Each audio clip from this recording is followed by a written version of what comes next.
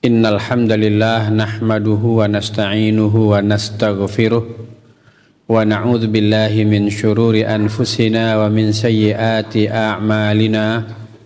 May yahdihillahu fala mudhillalah wa may yudlil fala hadiyalah.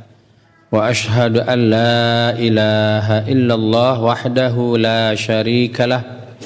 Wa ashhadu anna Muhammadan abduhu wa rasuluhu la nabiyya ba'dah.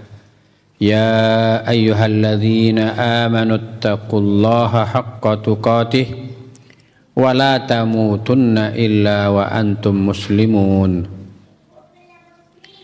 Jamaah yang dimuliakan Allah, kita bersyukur kepada Allah Rabbul Alamin.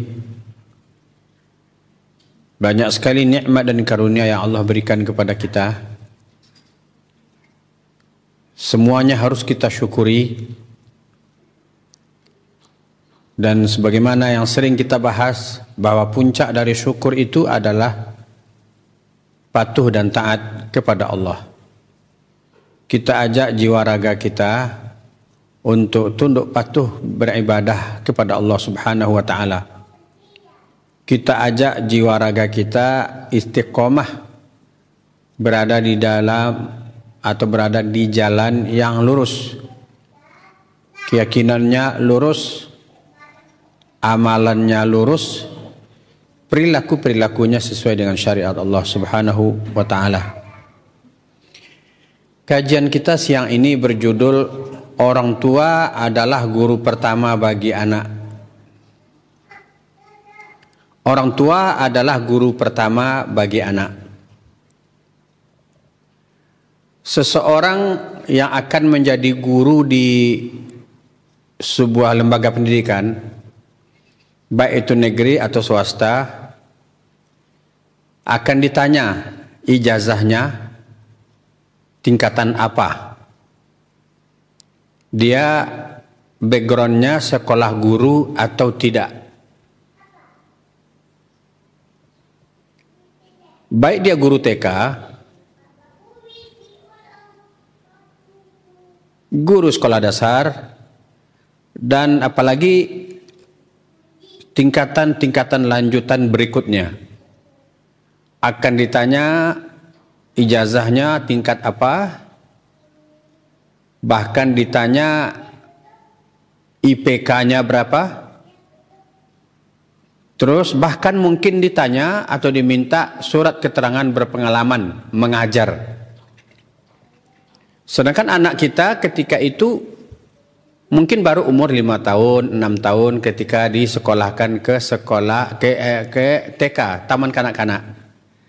Gurunya saja sudah memiliki pengetahuan dasar, ditandai dengan adanya ijazah pendidikan guru.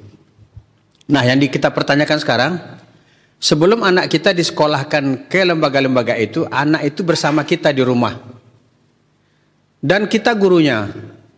Pertanyaannya adalah, apa ilmu yang kita miliki untuk mengajari atau mendidik anak kita di rumah? Ini penting untuk kita bicarakan. Ya. Pertama harus kita ketahui bahwa setiap anak yang dilahirkan dalam keadaan fitrah. Termasuk kita dahulu, ketika kita dilahirkan dari rahim ibu kita, kita lahir dalam fitrah, dalam keadaan fitrah.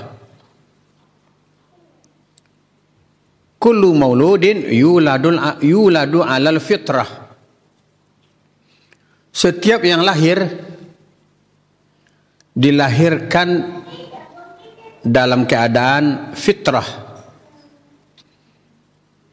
Fitrah artinya dalam keadaan bertauhid kepada Allah, dalam keadaan bersih. Fa'abawahu, maka kedua orang tuanya, ayah ibunya, abi umminya, ayah bundanya, bapak ibunya,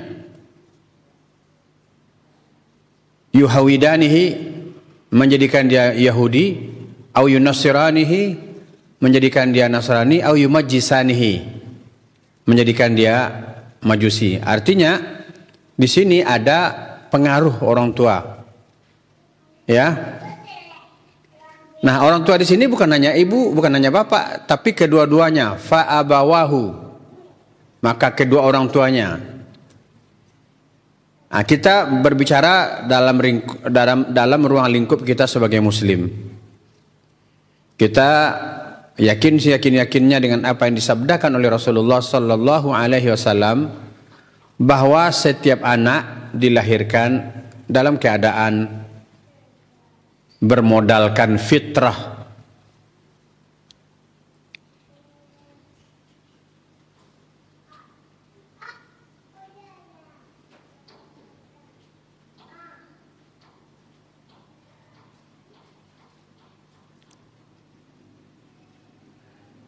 Jemaah yang dimuliakan Allah. Anak dilahirkan dalam keadaan fitrah, tapi kemudian apakah anaknya akan tetap dalam fitrah atau akan berubah? Disinilah peran orang tua.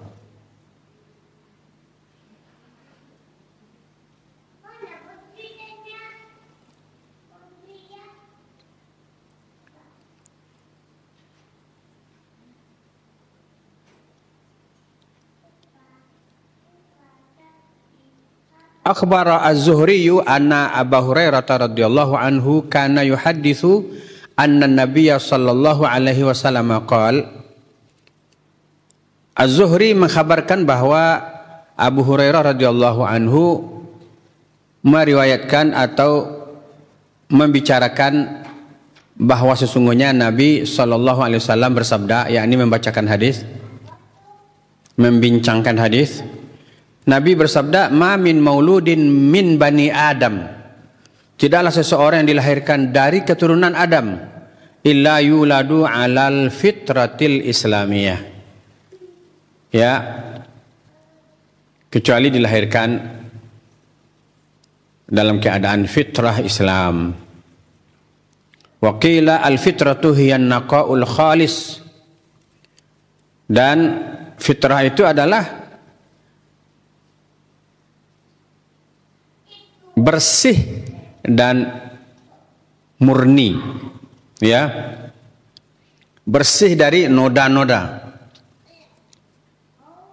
Namun demikian wal isti'dadu liqabulil khairi wasyarri. Tapi bayi itu pun setelah itu bisa menerima atau dia pun siap untuk menerima kebaikan dan keburukan. Dia bersih, tapi setelah itu dia bisa menampung kebaikan dan keburukan. Falau turikal mauludu ala ma futira alaihi, sekiranya bayi itu dibiarkan di atas fitrah seperti dia dilahirkan, lastamarra ala tuhrihi, maka sungguh bayi itu sampai dia kanak-kanak, remaja dan seterusnya akan tetap di dalam kesuciannya. Jika dia dibiarkan dan tidak dipengaruhi. Walam yakhtar ghairal Islam. Dia tidak akan memilih kecuali memilih beragama Islam. Fahuwa yuladu mutahayyi'an lil Islam. Dia itu dilahirkan siap untuk menjadi seorang Muslim atau orang beragama Islam. Wa ya'ti ba'da dzalika daurul abawaini wal bi'ah allati yansha'u fiha. Maka kemudian akan berpengaruh, akan datang kemudian pengaruh dari kedua orang tuanya atau lingkungan tempat dia hidup atau berada. Kita kembalikan kepada topik bahwa orang tua adalah guru pertama bagi anak. Orang tua dari awal, terutama ibu, telah membangun sebuah hubungan dengan anaknya. Semenjak mulai, kita tidak bicara semenjak mulai dalam kandungan, tapi kita bicara semenjak lahir. Anak itu disayang, anak itu dipeluk, digendong dan disusukan. Sehingga banyak sekali kesempatan bayi bersama ibunya. Bahkan bagi yang ingin menyempurnakan penyusuan, ya, yakni dalam Islam selama 2 tahun. Wal walidatu yurdi'na auladahunna haulaini kamilaini liman arada an yutimmar radha'ah. Dan para ibu-ibu menyusukan anaknya 2 tahun penuh bagi yang ingin menyempurnakan penyusuan. Berarti selama masa menyusui ini, jika sang ibu atau ada kesepakatan antara bapak dan ibunya bahwa anak ini akan disusukan penuh selama 2 tahun. Nah, di sini sang ibu terutama memiliki kesempatan yang luar biasa bersama anaknya. Mulai dari sini dia membangun kelengketan dengan anaknya, kelekatan dengan anaknya. Mulai dari sini anaknya akan merasakan hangatnya pelukan orang tuanya. Sehingga sebahagian anak bahkan tidak mau digendong oleh orang lain kecuali hanya oleh ibunya. Karena itu yang dia lihat dari semenjak dia lahir. Dari semenjak dia bisa melihat. Maka jemaah yang dimuliakan Allah, terutama ibu-ibu, inilah kesempatan yang luar biasa untuk mempertahankan fitrah anak. Tadi saya sudah sampaikan bahwa untuk jadi seorang guru TK ada ijazah pendidikan gurunya. Apalagi SD, apalagi SMP, apalagi SMA, apalagi perguruan tinggi. Bahkan sekarang perguruan tinggi ya harus mengambil S3. Jadi dosen harus ada peningkatan gelar sarjananya menjadi S3. Supaya apa? Supaya ada kualitas dalam mendidik. Supaya ilmu yang disampaikan itu benar-benar berkualitas.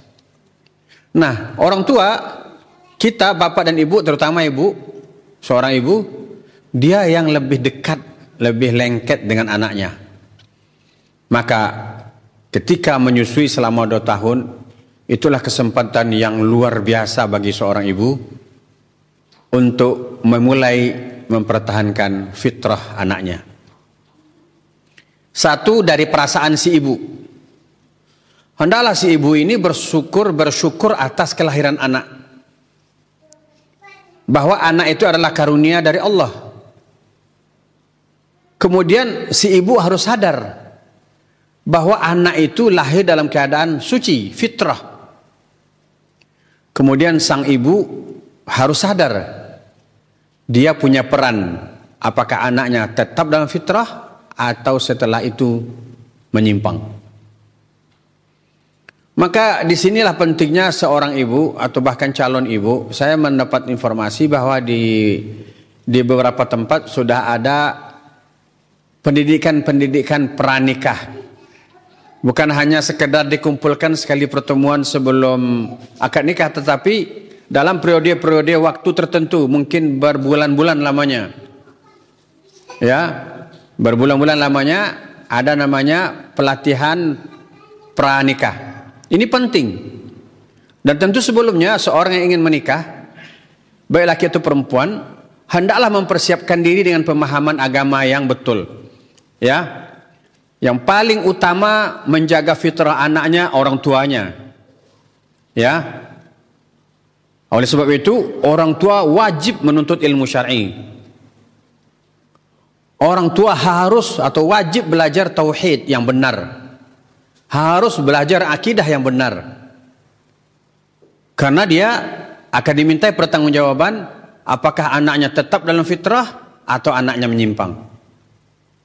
Jadi calon-calon suami, calon istri hendaklah menyibukkan diri dengan talabul ilmi syar'i, menuntut ilmu agama, belajar akidah, belajar tauhid, belajar sunnah-sunnah Nabi sallallahu alaihi wasallam. Dan ketika dia mendapatkan bayi, mendapatkan kelahiran anak, dia bergembira, dia bersyukur kepada Allah dan bersukacita atas amanah yang diberikan kepadanya. Maka dengan demikian nanti dia akan ikhlas menyusukan anaknya. Maka kita berharap wanita-wanita yang bekerja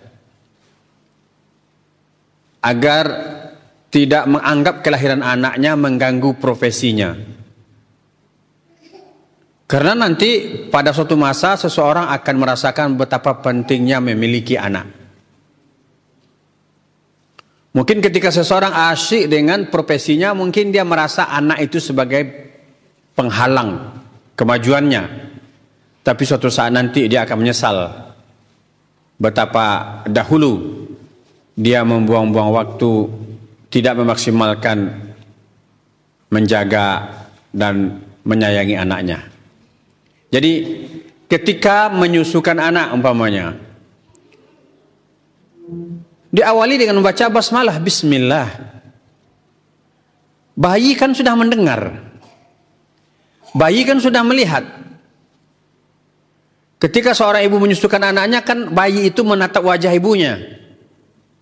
Paling kurang sang anak di samping mendengar, dia akan melihat gerakan mulut ibunya ketika membaca bismillah. Kemudian ketika ibunya lupa membaca bismillah, ibunya pun tahu bismillah fi awalihi wa akhirihi. Dengan menyebut nama Allah di awal dan di akhir. Artinya apa? Dari proses menyusui, anak ini sudah diajarkan tauhid. Nah, anak kecil itu, bayi yang baru lahir itu telah dimodali dengan tauhid. Ya. Dia condong kepada tauhid. Walaupun dia bisa menerima keburukan seperti yang kita sampaikan di awal tadi. Tergantung orang tua mewarnainya. Kemudian lama-kelamaan anak itu kan semakin bertumbuh. Pertumbuhannya semakin berkembang. Kemudian sang ibu seperti biasa, dia mungkin sudah selesai masa nifasnya, dia sholat. Bisa jadi anaknya mulai melirik sambil memiringkan kepalanya.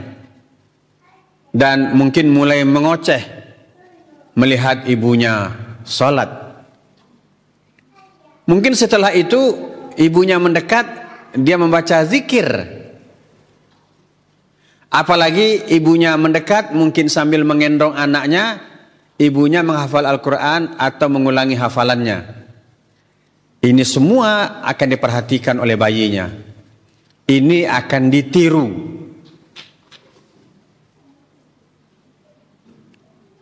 Kemudian sang anak semakin berkembang. Pertumbuhannya semakin meningkat. Anak pandai berjalan. Kalau sudah pandai berjalan berarti pandai duduk. Maka karena seringnya dia melihat orang tuanya sholat, maka anak ini meniru-nirukan gerakan sholat orang tuanya.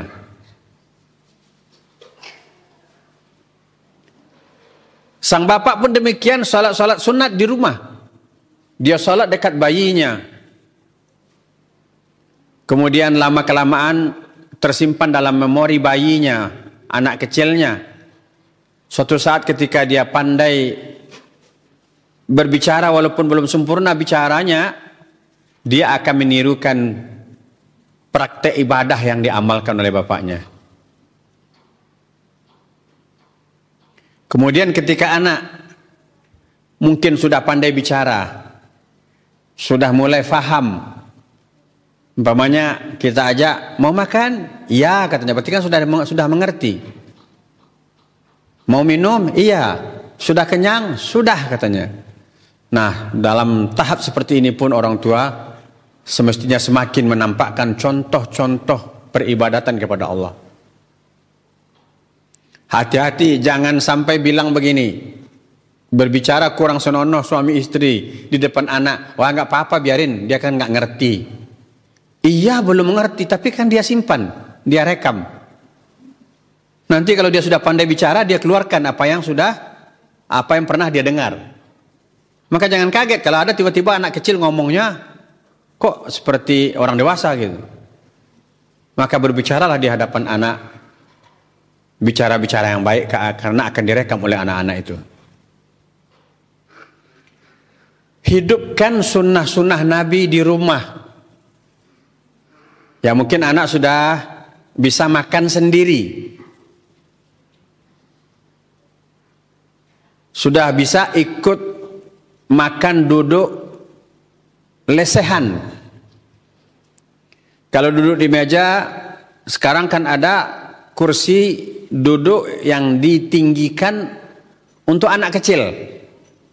Maka perilaku makan kita pun harus diperlihatkan di hadapan anak. Kita makan dan minum pakai tangan kanan.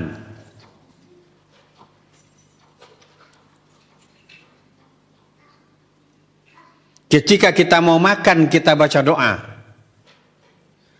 Karena seringnya anak mendengar kita mau makan baca doa, karena seringnya anak melihat kita makan pakai tangan kanan, kita minum pakai tangan kanan, maka dia akan mempraktekkannya. Tapi sebaliknya, bila kita makan tidak mengawali dengan basmalah, ya, ataupun kita makan tidak sesuai dengan yang diperintahkan Nabi, yakni makan dan minum pakai tangan kanan, kecuali orang yang ada uzurnya, tangan kanannya lemah, nggak bisa mengangkat sesuatu, itu uzur namanya. Tapi kan nggak semuanya ada uzur. Makan, minum pakai tangan kanan, maka akan dicontoh oleh bayi.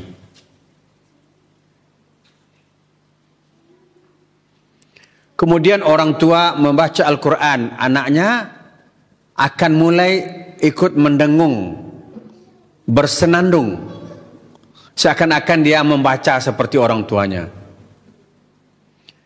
Dan tidak dapat kita bayangkan bagaimana anak yang masih suci bersih itu merekam ke dalam memorinya musik-musik keras yang meretakkan gendang telinga, di setel di rumah, didengar oleh anaknya. Tidak tahu kita bagaimana ujungnya nanti. Maka berbahagialah orang tua yang menampakkan kepada anak-anaknya perilaku ketaatan, dan dalam hal ini membaca Al-Quran, mengaplikasikan sunnah-sunnah Nabi dalam rumah, ya. Kemudian jika anak itu perempuan, maka dia akan meniru ibunya. Ibunya ketika mau keluar pakai jilbab, maka anaknya ingin pula pakai jilbab. Maka jangan kita anggap anak kita kan masih kecil, nggak apa-apa. Kalau anak kita sudah nampak gerak-gerik ingin seperti ibunya menutup aurat, maka segera penuhi. Biasakan kepada anak kita, kepada anak perempuan maksudnya, untuk menutup aurat. Nah, semakin lama anak ini mungkin sudah mulai pandai bertanya. Umpama nih ibu-ibu ya, kepala kita ini, di atas kepala ada rambut. Dulu adik saya bertanya seperti itu kepada bapak, dan adik saya masih kecil. Di kepala kita ada rambut. Itu siapa yang kasih makan katanya? Kok bisa tumbuh? Kemudian rambut itu kan dipotong. Kok dia bisa panjang lagi? Nah, ini orang tua kita harus pandai menjelaskannya sesuai dengan kemampuan anak kita untuk memahaminya. Kemudian kalau anak sudah pandai bertanya, berusahalah semaksimal mungkin untuk tidak memberi jawaban asal-asalan. Karena jawaban yang kita berikan itu akan tersimpan dalam memorinya. Maka ada beberapa fenomena anak-anak bertengkar dengan orang tuanya. Kenapa? Karena apa yang dia dapati dengan orang tuanya tidak cocok dengan apa yang didapati di sekolah. Lain kata mama, lain pula kata guru katanya. Tapi kebanyakan anak justru lebih mendengarkan kata siapa? Kata gurunya. Nah, hendaklah orang tua menjadi guru pertama di rumah. Memberi keteladanan, langsung menampakkan contoh-contoh peribadatan kepada Allah. Kemudian saya teruskan, anak mungkin akan bertanya lebih dalam lagi. Kenapa kita sholat? Ya, kenapa anak sudah pandai bicara? Dia sudah sering mendengar, azan, yuk kita sholat. Ya sholat, dia sudah tahu. Ternyata gerakan-gerakan yang dilakukan oleh orang tuanya, pakai mukena, tutup aurat, bapaknya pakai baju bagus, pakai peci, kemudian nampak gerakan-gerakan, oh itu namanya sholat. Mungkin dia akan bertanya, kenapa kita sholat? Untuk apa sholat? Sebab bisa jadi ada orang yang nanti merusak anak-anak kita. Itu ngapain nungging-nungging katanya? Ngapain bungkuk-bungkuin badan? Jadi orang tua di rumah harus menjelaskan kepada anaknya. Ini adalah sholat. Yakni penyembahan, beribadah. Ya, kepada Allah. Mungkin dia akan bertanya, Allah itu siapa? Allah itu yang menciptakan kita dan semua yang ada yang kita lihat ini semuanya. Lihatlah langit yang begitu tinggi, pohon-pohon, dan kita semua ini adalah ciptaan Allah. Kita tadi itu sholat beribadah kepada Allah. Mungkin dia akan bertanya, ibadah itu apa? Ibadah itu ya kita jelaskan.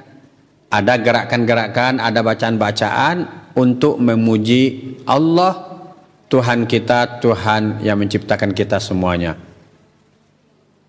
Nah, kalau kita lihat di beberapa negara di Timur Tengah, itu anak kecil-kecil itu sudah mengerti, ya, siapa Tuhannya, Allah. Apa arti Qul huwallahu ahad, sudah tahu mereka. Apa arti, apa bacaan syahadatain, sudah tahu mereka walaupun anaknya masih kecil-kecil. Karena memang sudah diajarkan dari kecil. Kemudian mereka sering melihat dan mendengar. Sering melihat gerakan-gerakan ibadah orang tuanya. Sering mendengar bacaan-bacaan, terutama bacaan Quran dan zikir orang tuanya.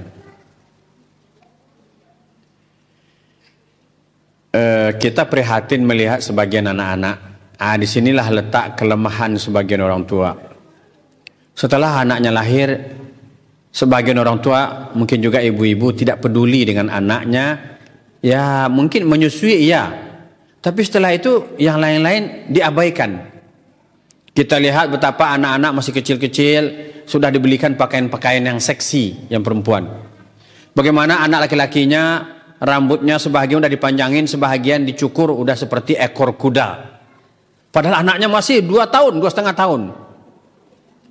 Anaknya udah dibeliin celana kayak orang jatuh dari motor. Gimana orang jatuh dari motor, sobek-sobek. Jadi masih balita, masih baru pandai jalan, 2 tahun, 2,5 tahun, 3 tahun, anaknya udah dikasih celana yang kayak orang jatuh dari motor. Rambutnya udah dijabrik-jabrik. Atau bahkan dia bawa anaknya ke tempat potong rambut, langsung dimintakan yang model itu, rambut anak saya. Padahal kan Islam tidak boleh tasyabuh, meniru-niru orang yang tidak beriman kepada Allah. Mereka itu urusan mereka, tapi kita tidak boleh meniru-niru.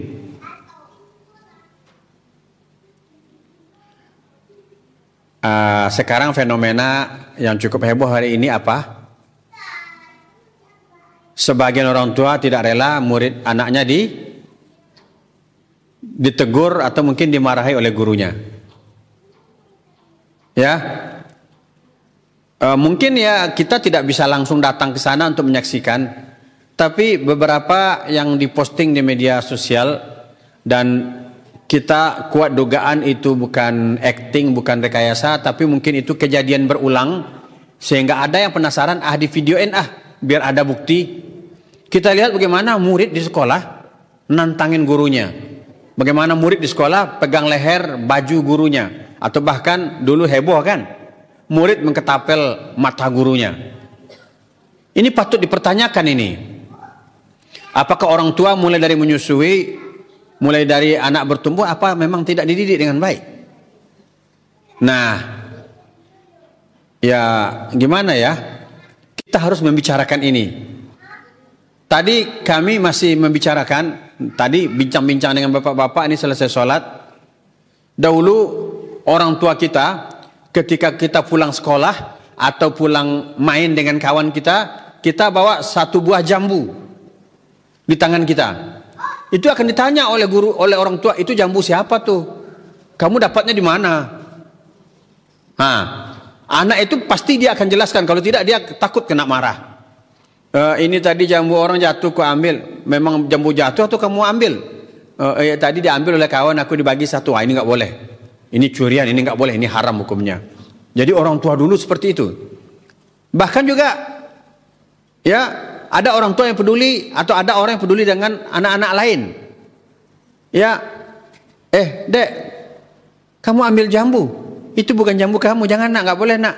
Itu punya orang, nggak boleh ya nak ya. Kalau sekarang seperti ada pembiaran, biarin aja, nanti kita dikejar oleh ayahnya. Biarin aja, nanti kita diserang oleh maknya gitu. Berarti semacam ada pembiaran.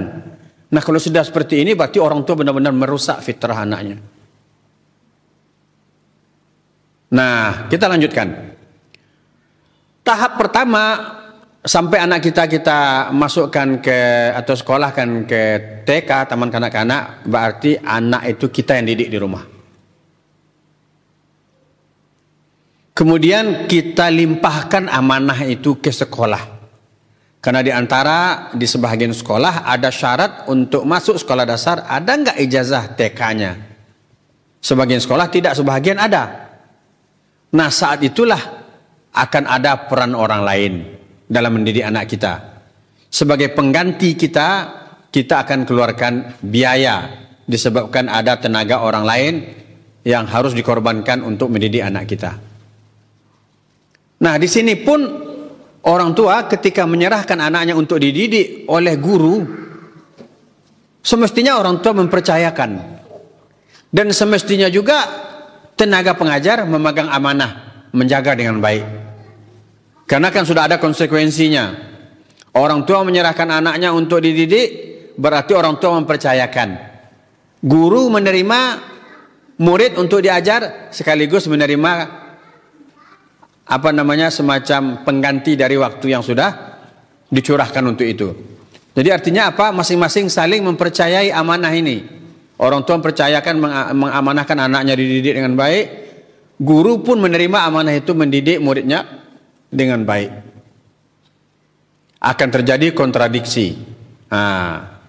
Kebiasaan di rumah kan sebagian orang gini, dia mungkin malas mendidik anaknya, udahlah sekolahin aja sekolah agama, kalau belajar agama biar di luar aja gitu. Akhirnya karena orang tuanya tidak punya standar seperti apa pendidikan agama anaknya, mungkin akan sembarangan aja diajarkan atau disekolahkan anaknya. Ternyata di sekolahnya sedikit cuman belajar kepribadian, belajar agama, mungkin lebih banyak belajar menari dan belajar, mungkin juga sebagian lebih banyak nyanyi-nyanyi, joget-jogetnya dibanding mengajarkan betul-betul ilmu kepada anak. Nah, sekarang saya persempit pembahasannya. Kalau orang tua ingin menjaga fitrah anaknya, ketika anaknya harus diserahkan ke lembaga pendidikan di luar rumahnya. Kita tidak bicara tentang homeschooling ya. Ketika anak ini disekolahkan di rumah saja, tidak itu. Ketika anak kita serahkan ke guru untuk mendidiknya. Maka kewajiban orang tua untuk memilih guru yang faham. Jangan sampai kita sudah mengajarkan dasar-dasar akidah kepada anak di rumah. Kita sudah mencontohkan perilaku-perilaku yang diajarkan Nabi sesuai sunnah, ternyata di sekolahnya bertentangan. Ini akan terjadi kontradiksi. Ini akan terjadi pertentangan. Minimal anak bingung. Loh, kok kata bunda begini, tapi kata ustazah lain lagi. Betul enggak? Bisa jadi begitu. Jadi hati-hatilah kita sebagai orang tua. Kalau kita ingin menyekolahkan anak, maka tentu pilihlah sekolah yang benar-benar mengajarkan ilmu. Ya, kita tidak bicara tentang pendidikan umum, kita bicara tentang pendidikan agama. Sebab sekarang kita lihat ada kecenderungan mulai menoleh kepada agama. Ditandai dengan ketika dapat rezeki dikaruniai anak, nama anaknya sudah Islami. Ya. Nah, tapi saran saya bagi yang ingin memberi nama anaknya dengan nama-nama Islami, sebaiknya bertanya kepada para ustadz yang mengerti bahasa Arab. Ya, tidak mentang-mentang bahasa Arab, akhirnya dikasihlah nama anak pakai bahasa Arab. Umpamanya nama anaknya Naimah, bahasa Arab loh. Tahu arti Naimah? Perempuan yang tidur. Naimah.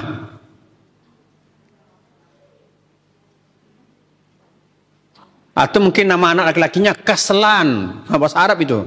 Bisa dicari di kamus. Kaslan artinya pemalas. Atau ngasih nama anaknya Syab'an, kenyang. Udah bengkak perutnya karena makan meluluin. Jadi ada semangat-semangat ngasih nama anak-anak nama-nama Islami, tapi tolonglah jangan salah. Ya. Nah, nanti tengok Quran, wah ini bagus nih. Munafikan. Dipanggil Muna. Astagfirullah. Bertanya kepada guru-guru yang pandai bahasa Arab. Tapi ini semangat yang patut diapresiasi. Ada semangat ya untuk memberi nama anak-anak dengan nama-nama Islami. Tapi agar tidak salah, tanya kepada ahlinya. Ya, ketika kita memberi nama dengan nama yang baik, anak itu merasa bangga dengan nama itu. Ya, kemudian kita carikan sekolah mulai dari tingkat TK yang betul-betul mengajarkan. Umpamanya kita di rumah kurang sempurna mengajarkannya karena kita sibuk. Seiring dengan perkembangan anak, ya kalau sudah masuk TK, biasanya di sekolah diajarkan cara berwudu. Maka memang wajib bagi guru untuk mengajarkan wudu sesuai tuntunan Rasul. Guru harus ngerti bagaimana cara wudu sesuai tuntunan Rasul. Saya pernah memberi nasihat, bahkan melihat ada orang yang berwudu lama sekali. Imam sudah 1-2 rakaat, dia masih belum selesai wudu. Dia membasuh telinganya seperti mau melemparkan air ke telinganya. Dia ambil banyak-banyak kayak gini. Itu nggak masuk tuh air ke telinga. Seperti mencuci telinga. Ketika dia menyapu rambut, seperti keramas. Jadi ketika dia sholat, netes-netes tuh air ke bajunya. Terutama laki-laki. Nah, mungkin di rumah sudah diajarkan, tapi mungkin di sekolah akan beda caranya. Ini yang harus ada konfirmasi. Orang tua bertanya kepada guru. Biasanya anak dia akan protes. Bu, guru, ustazah yang diajarin sama Abi kok beda? Nanti harus ada konfirmasi, didiskusikan. Mana yang keliru harus mau mengakui. Ya ini Umi yang keliru nih, mungkin ilmu Umi terbatas. Ya yang kata ustazah yang betul, yang dicontohin ustazah yang betul gitu. Di TK itu diajarkan cara berwudu, diajarkan cara sholat. Ya mungkin di rumah baru ikut-ikutan, tapi diajarkan secara lebih mendalam. Ya, kemudian juga mungkin diajarkan doa-doa. Saya masih ingat ketika anak saya dulu masih usia TK, ya, atau baru kelas 1 SD, dia udah berani menegur bundanya. Mungkin karena bunda ini, ketika itu saya tanya, kenapa memang bunda? Bunda sedang masak, kemudian bersamaan dengan masak, yakni menunggu masakan itu empuk masak, dia makan dulu. Ternyata dia ingat, khawatir makanan yang dimasak itu menjadi gosong. Akhirnya dia tetap makan, nggak mungkin dikeluarin, tetap dikunyah sambil jalan pergi ke dapur. Ya, maka ditegur, kan nggak boleh makan sambil berdiri katanya. Ya, atau minum Bahkan hafal dia hadisnya, la yashrabanna ahadukum qa'iman. Nah, begitu juga ketika dia mungkin lupa, kita balikin, la yashrabanna ahadukum qa'ima, maka saya cepat kilat dia langsung duduk. Nah, jadi begini cara kita menjaga fitrah anak kita. Kita memberikan contoh, guru pun memberikan contoh. Nah, sekarang kan sudah banyak sekolah-sekolah, sekolah TK, SD yang mengajarkan tata cara ibadah, tata cara berperilaku seperti yang dijelaskan di dalam sunnah-sunnah Nabi. Ya, kita sekolahkan anak kita ke situ. Jangan sekolahkan ke tempat yang aneh-aneh. Ya, saya pernah melihat, tapi ini kan kita nggak tahu entah di mana, entah itu konten atau apa. Katanya di sebuah pondok anak diajarkan main sepak bola api. Sepak bola api. Itu apa gunanya main sepak bola api? Kemarin ada video saya dapat, begini judulnya, pemandangan yang indah yang mengerikan. Bisa kita pahami? Pemandangan indah yang mengerikan. Apa kira-kira itu? Foto udara sebuah gunung yang sedang meletus, mengalirkan lahar-lahar panas yang merah itu. Kalau diambil fotonya dari atas, dia seperti apa? Seperti kembang bunga yang daunnya hitam, kemudian ada irisan-irisan atau urat-urat merahnya. Tapi ketika semakin disorot, di zoom, semakin dekat, maka dia mengerikan. Ternyata lahar panas yang dimuntahkan dari gunung. Gambar yang indah namun mengerikan gitu. Nah, jangan ajarkan kepada anak kita yang aneh-aneh. Anak kita itu masih bersih. Jangan dikotori fitrahnya. Maka jemaah yang dimuliakan Allah, orang tua akan diminta pertanggungjawaban di hadapan Allah, terutama bapak. Allah berfirman, qu anfusakum, selamatkan dirimu. Bagaimana cara menyelamatkan diri? Menyelamatkan diri dari apa? Menyelamatkan diri dari neraka, dari api neraka. Qu anfusakum wa ahlikum nara. Perintah pertamanya, selamatkan dirimu, kemudian keluargamu dari api neraka. Jika masih ada sebuah keluarga yang utuh, ya, ada bapak, ada ayah, ada ibu, ada anak-anaknya, ya, ataupun terjadinya sebuah perpisahan dalam rumah tangga, jika ayahnya masih hidup, maka ayahnya memang wajib dan bertanggung jawab terhadap anak-anaknya, tetap dalam kontrolnya. Maka perintah Allah Subhanahu wa taala, pelihara dirimu dan keluargamu dari api neraka. Kita tahu enggak sekarang ini orang menganggap biasa saja hal-hal aneh itu. Dia seakan-akan tidak percaya kalau perilaku-perilaku aneh itu adalah perilaku yang menyimpang dan bisa jadi menjerumus kepada kesyirikan, dan kesyirikan itu kan dosa besar. Kalau dosa besar kan memang neraka ancamannya. Inna syirka la dzulmun azim. Sesungguhnya kesyirikan adalah kezaliman yang besar.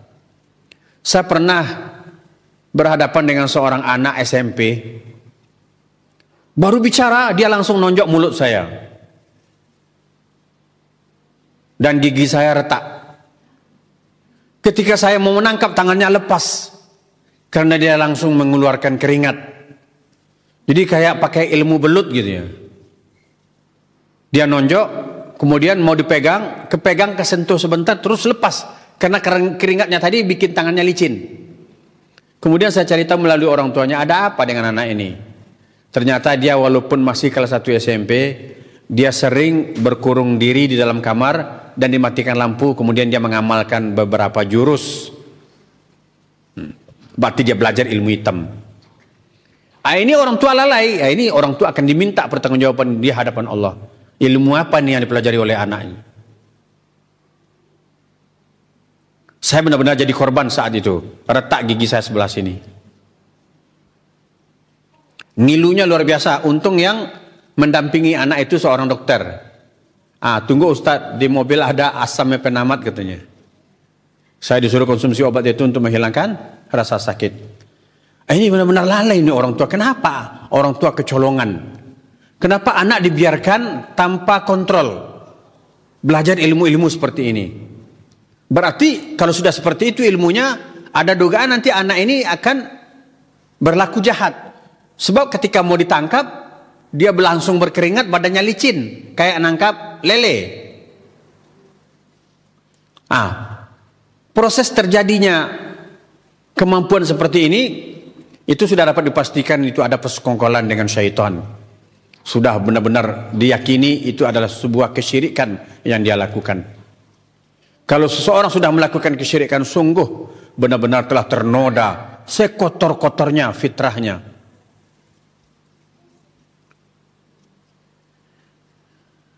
Jadi Bapak Ibu, kaum muslimin dan muslimah, wa khassatan para ummahat, khususnya para ummahat, sedini mungkin tanamkan tauhid itu kepada bayi-bayi kita. Coba bayangkan ketika sang ibunya sambil menyusukan anaknya, dia baca zikir pagi petang. Dia baca yang disunahkan Nabi, diantaranya La ilaha illallah wahdahu la syarikalah lahul mulku wa lahul hamdu wa huwa ala kulli syai'in qadir. 100 pagi, 100 kali di pagi hari, 100 kali di petang hari.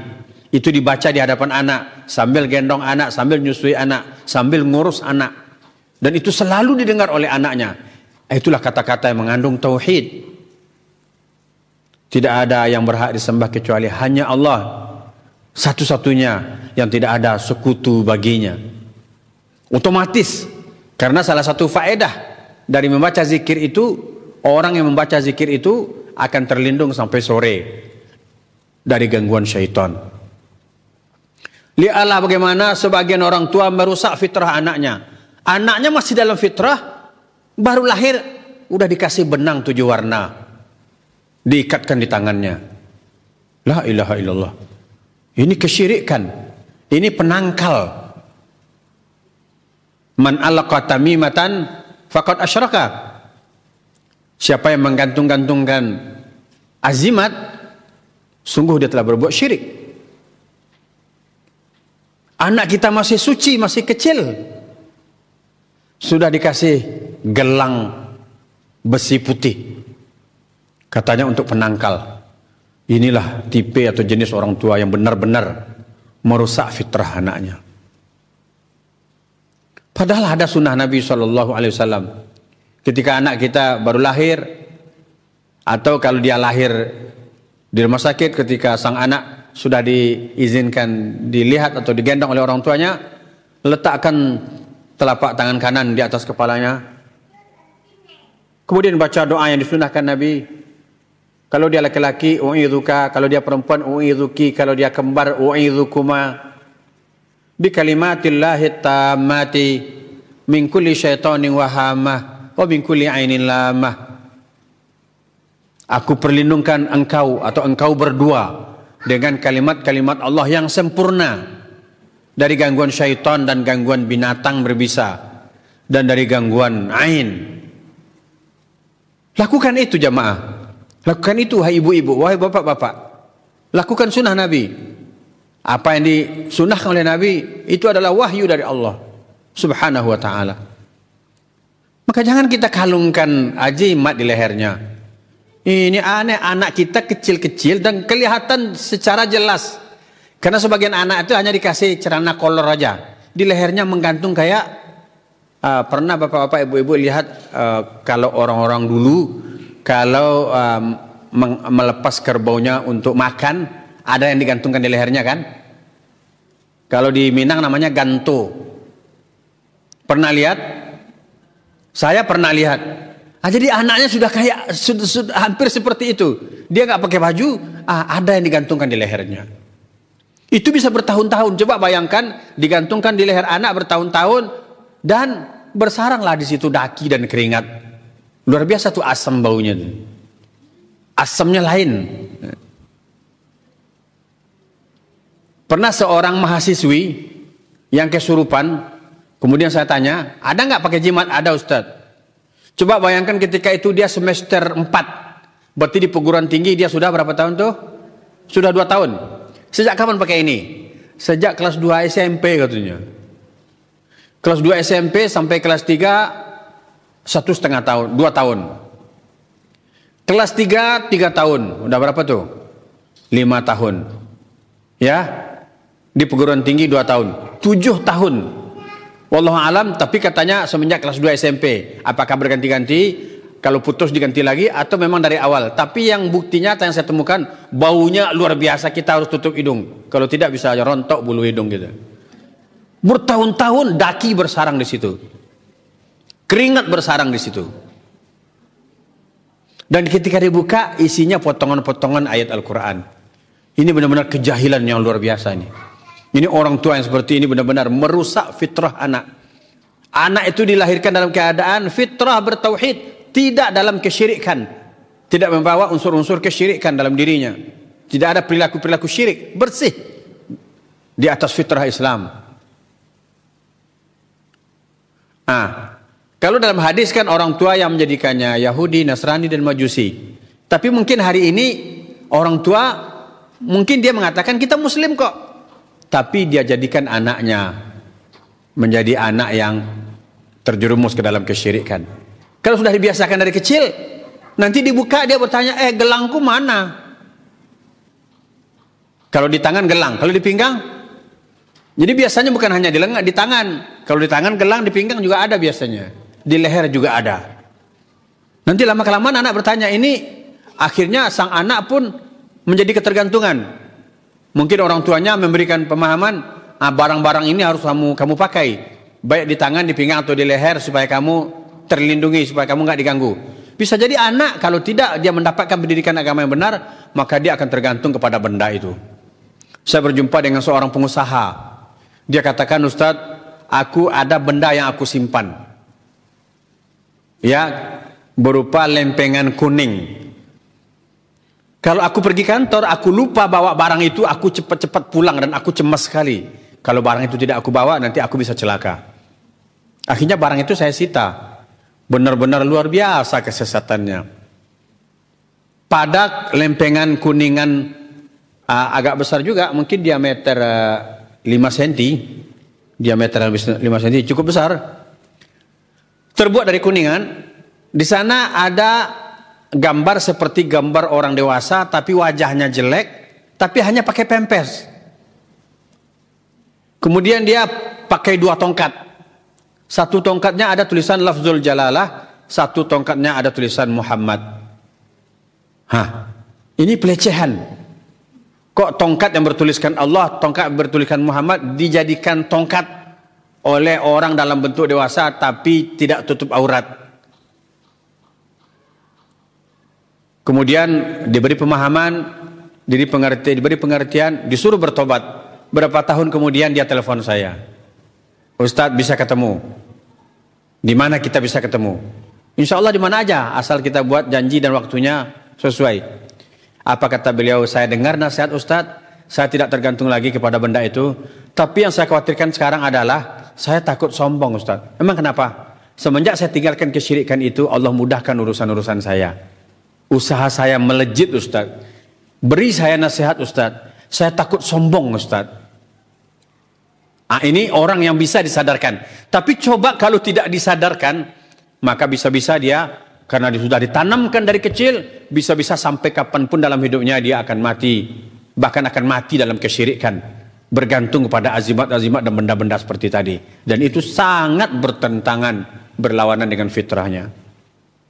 Jadi jamaah yang dimuliakan Allah, Bapak Ibu kaum muslimin, calon ibu dan bapak, ya, calon pengantin baru harus mengerti hal ini. Bekali diri kita dengan pemahaman agama yang lurus. Karena pemahaman agama yang lurus itu sesuai dengan akal sehat kita. Tapi coba kalau pemahaman agamanya keliru, kadang-kadang sudah nggak masuk akal. Ya. Benda yang dia simpan itu nggak bisa nolong apa-apa, tapi dia yakini bisa nolong apa-apa. Kalau benda itu lupa nggak dibawa, dia cemasnya luar biasa. Padahal itu tidak masuk akal. Benda kadang-kadang kalau di sebagian kampung mungkin karena modalnya kecil, anaknya itu disematkan kepada peniti sebelah bawang putih saja. Atau mungkin bawang putih tunggal. Berbulan-bulan sampai bawang itu kempes, sampai mengering. Padahal semakin lama bawang itu semakin lapuk. Ya, diputar-putar dengan telunjuk dan ibu jari bisa hancur. Maka kata akal sehat, nah itu pula yang mau jaga anak saya. Dulu pertama disematkan dia segar banget, tetapi sekarang lihat udah krempeng kayak gitu. Nah, akal sehat seperti itu. Tapi orang kadang hilang akal sehatnya. Walaupun udah lapuk tuh bawang putih, masih diyakini bisa menjaga anaknya. Nah, inilah tipe-tipe orang tua yang merusak fitrah anaknya. Maka orang tua berkewajiban menjaga fitrah anaknya. Orang tua adalah guru pertama bagi anaknya. Karena waktu salat sudah masuk, kita cukupkan, dan insya Allah mungkin jika ada pertanyaan setelah azan kita bertanya jawab sebelum dikumandangkan iqamah. Wassalamualaikum warahmatullahi wabarakatuh. Jika ada pertanyaan mungkin nanti 10 sampai 15 menit selesai salat.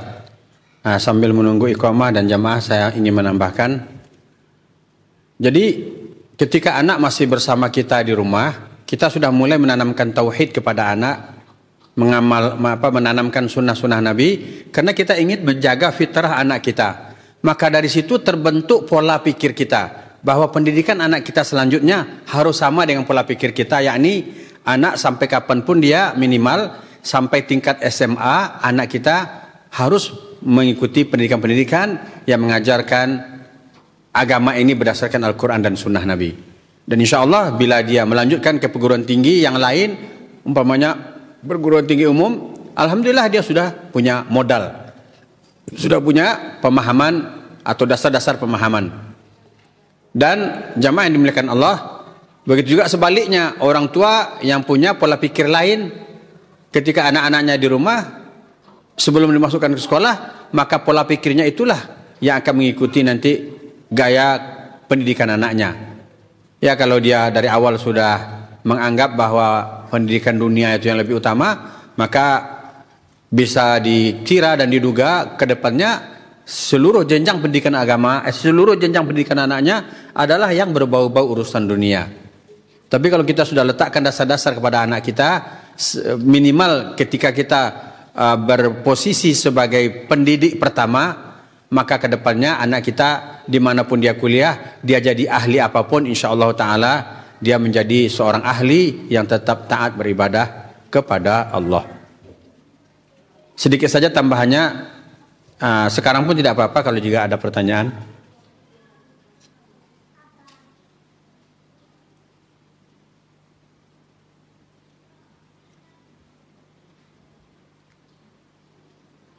Nah, sekarang sekolah-sekolah yang menerapkan pelajaran berdasarkan pemahaman agama berdasarkan Al-Quran dan Sunnah Nabi kan sudah banyak. Kadang-kadang nggak perlu pergi jauh-jauh, dekat-dekat rumah kita sudah ada.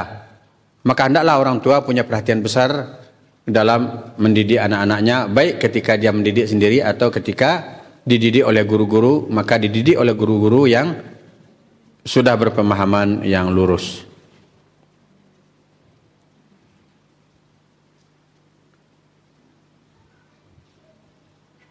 Kalau ada pertanyaan boleh diantar oleh anak kecil, oleh anak, pertanyaan yang ditulis.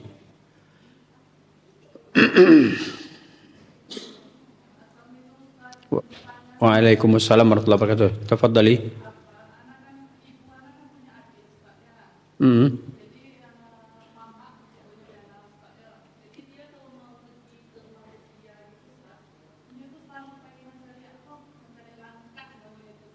Oh.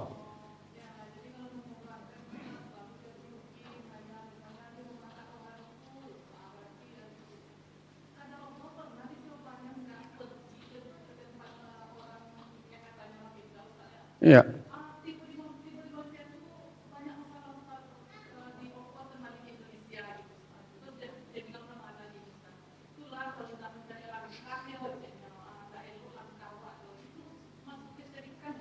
Iya, itu tatayur namanya. Kalau orang dahulu dengan menerbangkan burung, umpamanya kalau burungnya terbang ke kiri, ini langkahnya nggak bagus. Kalau terbangnya ke kanan, baru langkahnya bagus. Ini syirik, nggak boleh dilakukan. Yang benar apa? Kalau mau pergi itu salat istikharah. Meminta kepada Allah, ya Allah, selesai salat 2 rakaat berdoa, ya Allah, aku memutuskan untuk pergi ke luar negeri dengan tujuan ini dan itu. Kemudian minta kepada Allah petunjuk, minta perlindungan. Di antaranya nanti sambungan doanya, jika menurut ilmumu ya Allah, pengetahuanmu ya Allah itu baik untuk aku, baik untuk dunia akhiratku, baik untuk akibat dari perbuatanku, maka mudahkan ya Allah. Tapi jika menurut ilmumu ya Allah itu tidak baik untuk aku, tidak baik akibatnya untuk aku, maka ya Allah batalkan, gagalkan dan ganti dengan yang lebih baik. Jadi tidak ada penyesalan ketika kita sudah beristikharah. Yang benarnya beristikharah, bukan tatayur seperti itu ya. Bukan meramal langkah, itu keliru. Ya pas pula kejadiannya, setelah itu ada kejadian, kemudian dia akhirnya menguatkan apa yang dia katakan. Ya bisa jadi setan menghampiri, setan kan setiap diri kita ada syaitan, qarin. Mungkin untuk mempertahankan keyakinan menyimpang itu, qarinnya mengganggu dia. Karena yang selamat dari gangguan qarin itu kan cuma Rasulullah Sallallahu Alaihi Wasallam. Yang lain diganggu. Tuh kan betul kata makmu, memang dia yang buat gangguan. Tapi coba kita berangkat, kita awali dengan istikharah. Kemudian ketika kita masuk suatu kawasan baru, kan ada zikirnya, a'udzu bikalimatillahi tammati min syarri ma khalaq. Kita yakin kita dijaga oleh Allah. Kalau memang benar-benar terjadi sesuatu yang itu di luar dugaan kita, ya sudah. Maktub fil lauhil mahfuz, sudah tertulis di lauhil mahfuz segala sesuatu yang akan terjadi dan Allah mengetahui itu. Kan selesai. Tidak perlu kita mengorbankan akidah kita.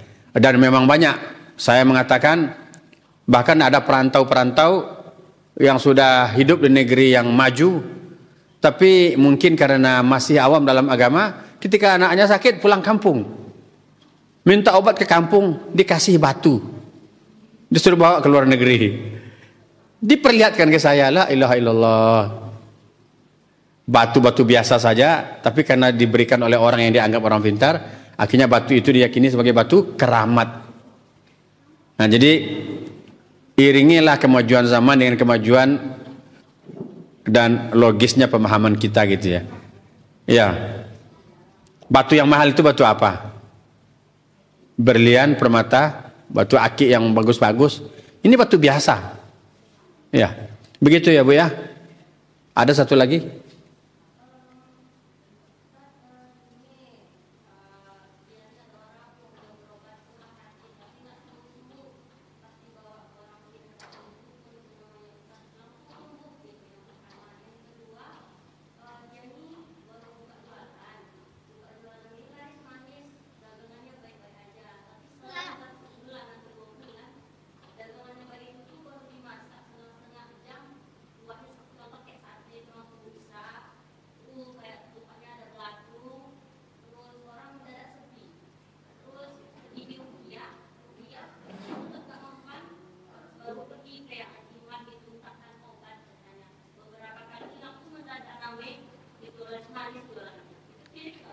Iya jelas. Saya mengetahui, saya tahu taktik-taktik itu. Itu ibarat orang bengkel nakal. 50 meter sebelum bengkelnya ditebar paku. Kemudian kempes ban orang. Nanya, ada bengkel di sini? Ada tuh di depan. Maka setiap kendaraan yang kempes, yang sobek bisa dia tambal bannya. Paku yang nancap bisa dia cabut. Nah, itu acting mereka, saya tahu. Taunya dari mana? Dari mereka-mereka yang bertaubat. Ya, tadi yang pertama tadi apa? Sakit sudah berobat ke rumah sakit. Kita harus tahu bahwa penyakit ain tidak bisa diobati di rumah sakit. Karena kata Nabi yang paling banyak membunuh umatku adalah ain. Ain itu kalau dalam bahasa Minangnya untuk mudah dipahami adalah penyakit palasi. Ain memang tidak bisa diobati secara medis. Dia diobati dengan disuruh, diminta orang yang diduga pelaku ain untuk mandi atau berwudu, bekas mandi, bekas air wudunya diambil dan disiramkan atau dimandikan kepada pasien. Kemudian kalau tidak tahu dengan ruqyah. Nah, bisa jadi yang tadi penyakit itu seakan-akan itu penyakit medis, udah diobat di medis nggak sembuh-sembuh, bisa jadi itu penyakit akibat sihir. Karena di antara bahagian sihir adalah sihirul marad. sihir penyakit. Maka hati-hati ibu-ibu, jaga rambutnya, jaga pakaiannya, terutama pakai pakaian dalam, jangan sembarang dijemur, nanti dicuri orang. Rambutnya jangan sembarang, makanya itulah hikmah perempuan tutup aurat, supaya rambutnya nggak diambil orang dan dijadikan media sihir.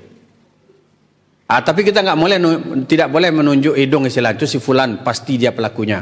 Kecuali kalau warung kita punya pakai CCTV, kelihatan secara jelas wajahnya, memang dia naruh benda-benda itu di situ. Saya pengalaman dalam hal ini, ada sebagian tempat dagangan yang tadinya ramai, kemudian pelanggan menelpon, kami mau makan kok kamu tutup. Kata pemilik toko, pemilik warung, enggak tuh, kami buka, kami lihat tuh kalian berdiri di depan. Kemudian saya perintahkan, coba cari benda-benda aneh di sekeliling warungmu. Dijumpailah telur ayam yang udah direbus dan ditulis raja-raja, potongan-potongan huruf Arab. Berarti warung itu kena sihir. Sihirul bughut, sihir kebencian. Bahasa Minangnya kabaji. Untuk bikin orang lengang, kabaji. Untuk bikin orang ramai, penglaris. Itu semuanya sihir. Gitu ya. Cukup, saya belum berwuduk, mau berwuduk dulu. Kita cukupkan. Saya memang kurang istirahat, kita cukupkan. Setelah asar tidak kita sambung ya. Kalau mau nanti kita kajian malam, kalau masih ada pertanyaan. Saya cukupkan. Subhanakallahumma bihamdika asyhadu an la ilaha illa anta astaghfiruka wa atubu ilaik. Walhamdulillahirabbil alamin. Wassalamualaikum warahmatullahi wabarakatuh.